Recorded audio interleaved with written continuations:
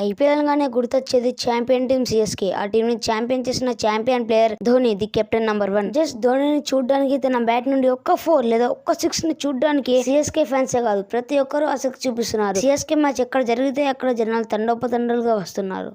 అసలు ధోనికి ఎందుకంత craze? IPL లో ఏ క్రికెటర్ కి లేని ఫ్యాన్ బేస్ ధోనికి ఎందుకు? ధోని నిజంగా కెప్టెన్ నెంబర్ 1? ఇలాంటి ఎన్నో విషయాలు ఈ వీడియోలో డిస్కస్ చేద్దాం. ఎంఎస్ ధోని అంటే పేరు కాదు, బ్రాండ్. ఐపీఎల్ కన్నా ముందు ధోని ఒక India team player, India team కి కెప్టెన్ కూడా. ధోని ఇండియాకి అందించిన గెలుపులు చాలా ఉన్నాయి. మ్యాచ్ విన్నింగ్ నాక్స్ ఆడి చివరి క్షణాల్లో మ్యాచ్ ని గెలిపిస్తాడు. ధోని బ్యాటింగ్ కి ఎంతో మంది ఫ్యాన్స్ ఉన్నారు. ధోని బ్యాటింగే కాదు, వికెట్ కీపింగ్ కూడా చాలా బ్రిలియంట్ గా చేస్తాడు. దాని గురించి చెప్పాల్సిన పని లేదు. అసలు ధోని కెప్టెన్సీకి ఒక సపరేట్ ఫ్యాన్ ఫాలోయింగ్ ఉంది. ధోనిలో అన్ని ఇన్ని కాదు, ఎన్నో క్వాలిటీస్ ఉన్నాయి. తన కెప్టెన్సీతో ఎన్నో మ్యాచ్లు మలుపు తిప్పాడు. తన కెప్టెన్సీలో సిఎస్కే కి 5 కప్పులు వచ్చాయి. సిఎస్కే ని 5 టైమ్స్ ఛాంపియన్ గా నిలబెట్టాడు. అందుకే తను నంబర్ 1 కెప్టెన్ ఇన్ ఐపీఎల్ కాదు, whole world number 1 captain MS Dhoni. Dhoni ఎప్పుడు కూల్ గా ఉంటాడు, టెన్షన్ అస్సలు తీసుకోడు. ఎలాంటి పరిస్థితుల్లో ఆయన కూల్ గా ఉండి డిసిషన్స్ తీసుకుంటాడు. అందుకే తనని కెప్టెన్ కూల్ అని అంటారు. డిఆర్ఎస్ అంటే ధోని రివ్యూ సిస్టమ్ అని అంటారు. అది ఎన్నోసార్లు ప్రూవ్ అయింది. అంపైర్ కన్నా ముందే రివ్యూ తీసుకుంటాడు. రివ్యూ విషయంలో చాలా స్మార్ట్ అండ్ ఎంపైర్ కన్నా స్పీడ్ గా ఉంటాడు.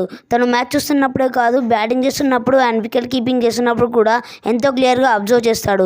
అలా ధోని తీసుకున్న రివ్యూస్ దాదాపు అన్ని సక్సెస్. ధోని వికెట్ కీపింగ్ చేస్తున్నప్పుడు బ్యాట్స్మెన్ గ్రీస్ నుండి బయటకు వచ్చి బాల్ ఆడే ప్రయత్నం అస్సలు చేయడు. ఎందుకంటే ఒకవేళ బాల్ కనుక మిస్ అయింది అంటే పక్కా అవుట్ అయిపోయినట్టే. ఎందుకంటే ధోని సూపర్ ఫాస్ట్ స్పీడ్ తో స్టంపింగ్ చేశాడు. ఇది చాలా సార్లు ప్రూవ్ అయింది కూడా. 0.2 సెకండ్స్, 0.7 సెకండ్స్, 0.8 సెకండ్స్ లోనే స్టంపింగ్ చేసి బ్యాట్స్మెన్ ని అవుట్ చేశాడు. అది మాస్టర్ మైండ్ ధోని అంటే. 2008 ఐపీఎల్ లో సిఎస్కే ధోనిని బై చేసింది. అది కూడా $1.5 మిలియన్ పెట్టి. అదే హైయెస్ట్ ప్రైజ్ అప్పటికి. ఐపీఎల్ ఆక్షన్ లోనే కాదు, టోటల్ ఐపీఎల్ లోనే అప్పటి వరకు ఏ మోస్ట్ ఎక్స్పెన్సివ్ ప్లేయర్. ధోనిని నమ్మి అంత డబ్బుని తన మీద పెట్టినందుకు దానికి డబుల్ సాటిస్ఫై చేశాడు. ఆ సీజన్ టీమ్ ని ఫైనల్స్ కి తీసుకెళ్లాడు. తర్వాత తన కెప్టెన్సీలోనే 5 కప్స్ టీమ్ కి అందించాడు. అందుకే ధోనికి అంత క్రేజ్. ధోని 2023 ఐపీఎల్ నుండి రిటైర్ అయిపోతాడు అని అనుకున్నారు. కానీ అందరికీ షాక్ ఇస్తూ 2024 కూడా ఆడతానని ప్రకటించాడు. అంతేకాదు, రుతురాజ్ గైక్వాడ్ సిఎస్కే కి కెప్టెన్. తాను కెప్టెన్సీ వదిలేస్తూ గైక్వాడ్ ని సిఎస్కే కి కెప్టెన్ చేశాడు.